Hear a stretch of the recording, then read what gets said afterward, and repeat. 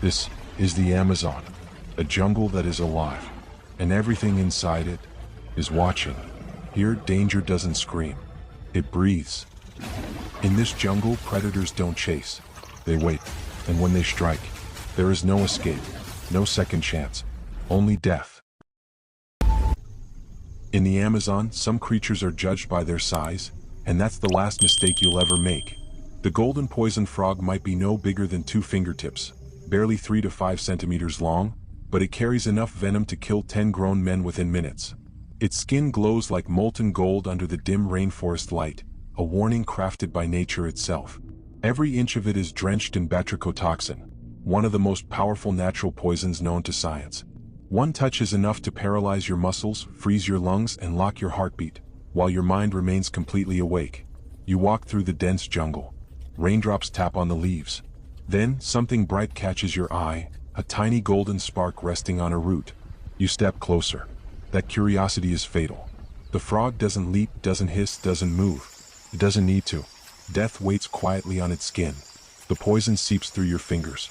At first numbness, then shortness of breath. Your body collapses, trembling, and you realize that pain isn't what kills you, it's silence.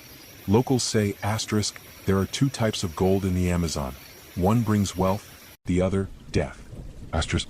And this one, this shimmering little monster, is the deadliest treasure of all. The water is still, too still. Beneath that murky surface lies a living rope, thick and coiled, born to crush. The green anaconda, the largest snake on Earth. Some stretch over 8 meters long, weighing more than 250 kilograms. Not fast, not loud, just relentless. It doesn't chase prey. It waits. 4 hours. 4 days. Blending with the mud, looking exactly like a floating log. Then a capybara steps in, or a wild boar. Maybe even a human. The attack is a silent explosion. A wall of muscle wraps around the victim, tightening with every breath. Each gasp makes the coils constrict harder. Ribs crack. Lungs collapse. Blood vessels burst. The jungle doesn't hear the screams, it absorbs them. When the thrashing stops, the snake loosens its grip. Slowly, calmly. Then begins to swallow. Mouth unhinged, body stretching, bones popping. A corpse disappears inch by inch until nothing remains but ripples. Some explorers swear they've seen human-shaped bulges drifting through the river's curve. In the Amazon, what's unseen is far deadlier than what's visible. And the anaconda is a master of remaining unseen. The river looks peaceful. It always does, right before it feeds. Below the surface swarm hundreds of mouths filled with glass-like teeth. The piranha, small, only 20 to 30 centimeters, but unstoppable when they move together. 1 drop of blood is enough. Just one. A single fish bites first, a test bite, and in that moment the water goes insane. Dozens turn into hundreds. Pressure changes. Shadows dart. And the river becomes a storm of hunger. The victim thrashes, splashing, gasping. Skin tears in chunks. Every bite removes something that once was alive. The frenzy lasts seconds, but those seconds stretch forever. When it ends, there's no flesh, no color, just bone. White, polished, clean as if the body never existed. Locals whisper, asterisk, when the water runs red, the piranhas are celebrating. Asterisk, and you never want to be the guest of that celebration. Some pain doesn't just hurt, it changes the way you understand fear. The bullet ant is only 2 to 3 centimeters long, yet its sting is ranked as the most painful on Earth. Its name isn't a metaphor, its bite feels like being shot. It walks quietly among leaves, unnoticed, until it feels threatened. Then the sting hits. A fire floods through the nerves. Electric waves crash against bone.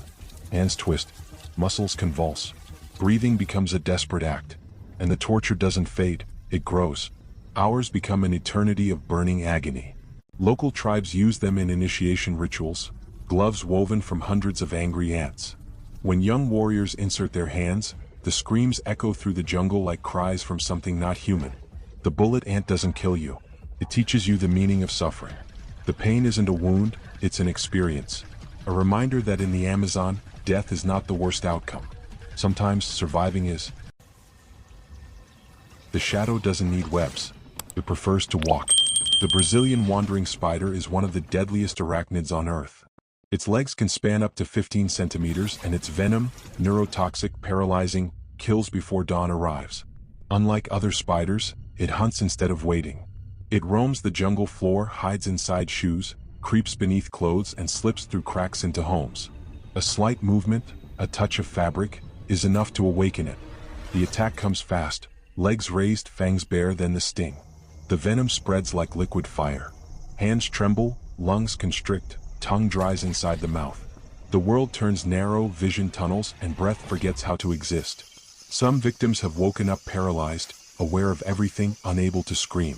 All they can do is watch the forest spin in silence. This creature isn't a hunter, it's a phantom. It doesn't need darkness, it brings darkness with it. In the Amazon, people don't fear what they see. They fear what's waiting unseen. And this spider is the definition of unseen horror. In the Amazon, there is one predator that doesn't stalk you, it judges you.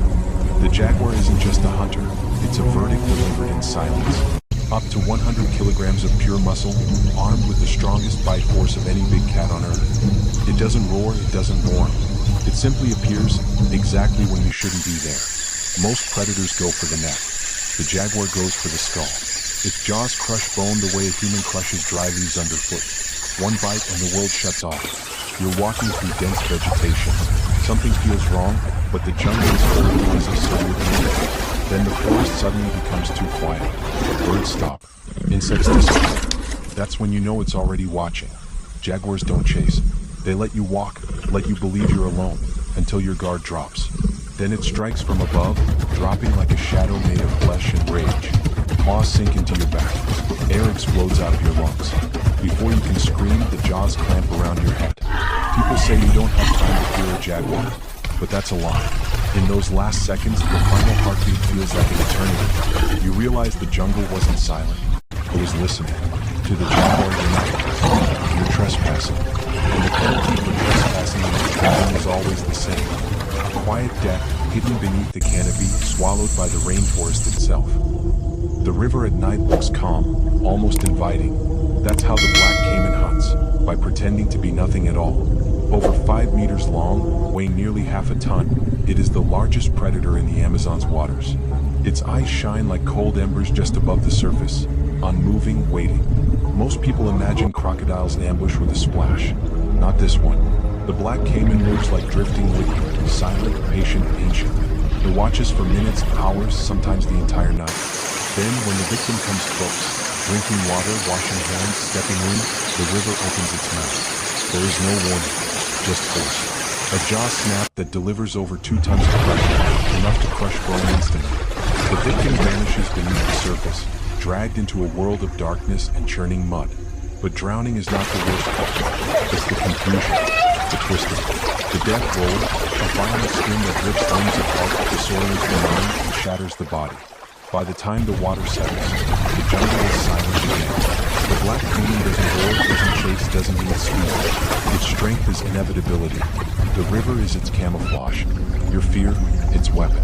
Locals say, the river has 2 faces, one for the living, one for those who won't return.